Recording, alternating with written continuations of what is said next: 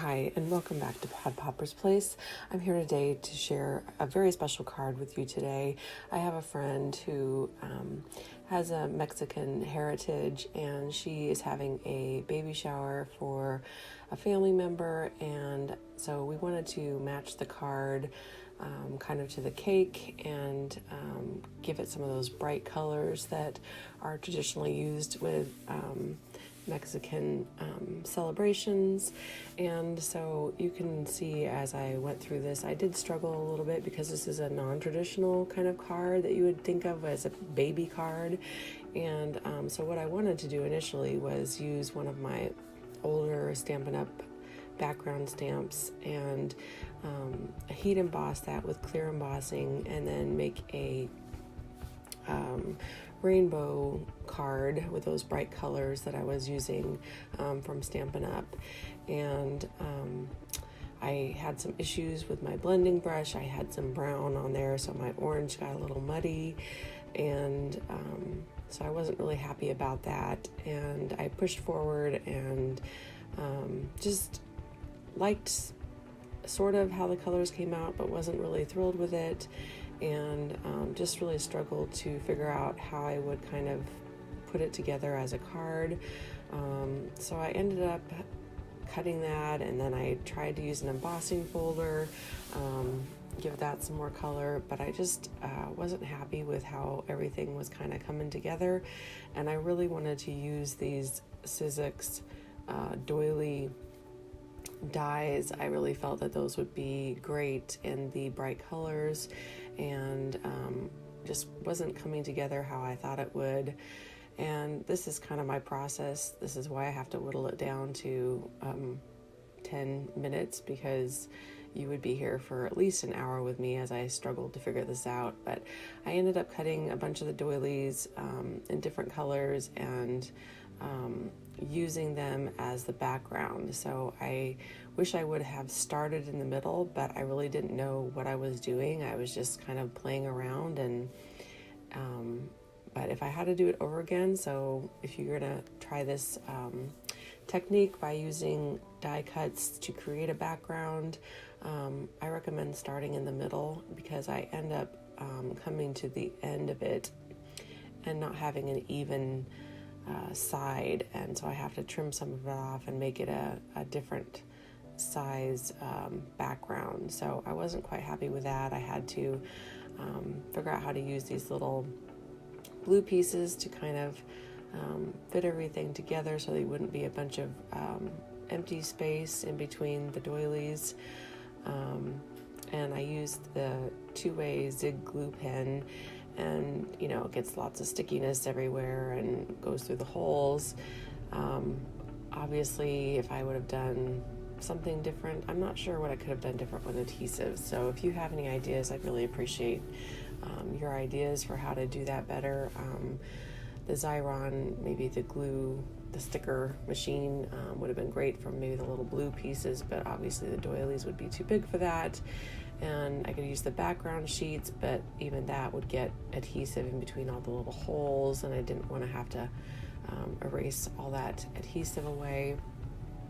So I just go through and piece this all together, and I end up really liking how it turned out as a background.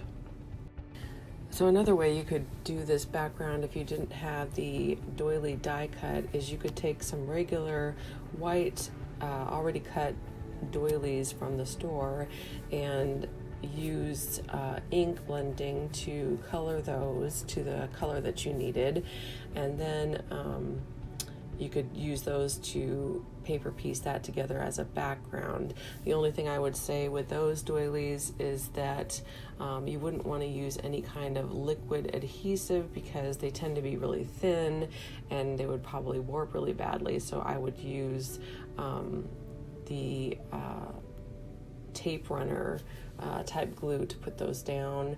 It might give you some more sticky background, but I think those doilies aren't quite as intricate in the center as these die cuts are, so you might be okay with that, but that's another way you could create this background. So as you can see, I had to trim off the end where there was white space and it wasn't going to pattern out evenly. And looking at the finished product, it is, off-centered there, and that's why I would say, start in the center if you're going to do this kind of background so that you get a nice even background. And so I rounded off the corners, and then I am trying to put it on a standard A2 size background, and I thought about adding, more color in the background, but I was just like, this is already busy enough with all these colors, so I just wanted to keep it a little simple, if you can even say that. So I'm adding it to an A2 size white backdrop, and using one of the doily type side pieces to add some more color there on the end of the card. And doing it this way, I could go with the strip on top, or it could be on the side. So I decided to use it going sideways. So I have my white circle to put some sentiment on, but it is fairly small because I want it to fit inside my turquoise piece that I had cut. And so I ended up just putting welcome on the circle. And this is a set from Honeybee Stamps. It's called Heaven Sent, I believe. It was on the clearance or retiring list recently, so I'm not sure if it's still available, but obviously any welcome baby girl set would work, and because I didn't use any of the actual images, just the sentiments from it. And I thought about heat embossing the baby girl part, but I couldn't find a color in my stash that was right, so I just ended up stamping it in the bright pink. And I put the stamps baby and girl too close together a little bit, so it's hard to see, but there is like a little bit of a dot right above the eye and the girl. So I end up fixing that later with a little jewel on top, and so it looks like it's dotting the eye, and then I add some more so you wouldn't even know it's there later on.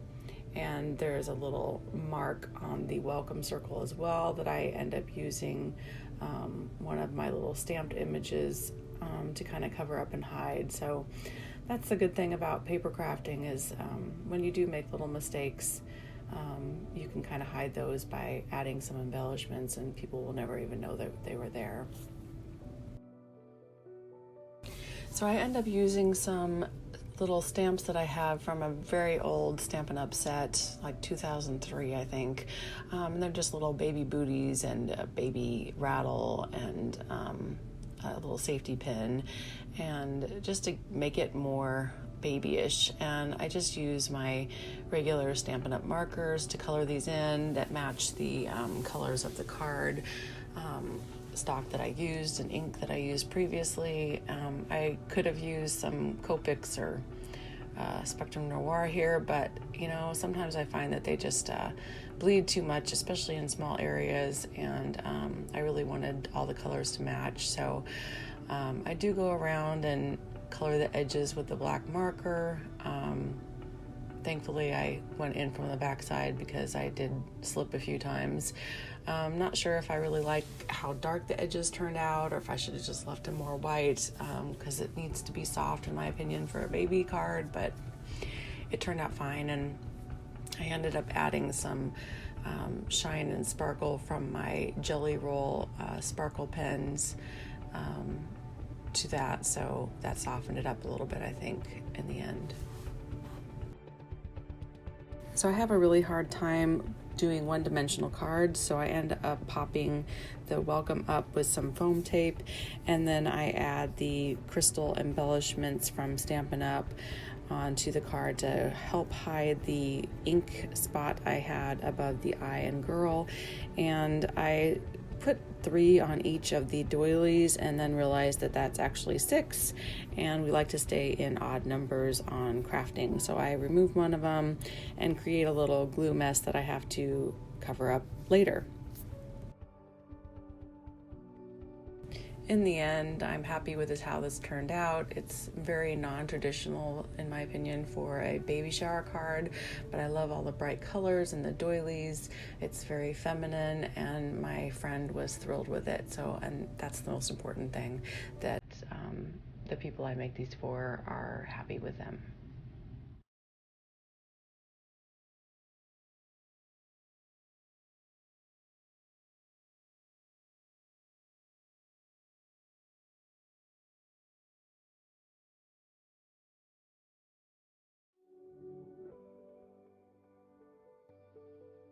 Thank you so much for watching today, and I would be so grateful if you would like, subscribe, comment. It would really help me out, and I'd love to know what you think about this non-traditional card, and if maybe you will use anything you might have seen today in something you'll create soon.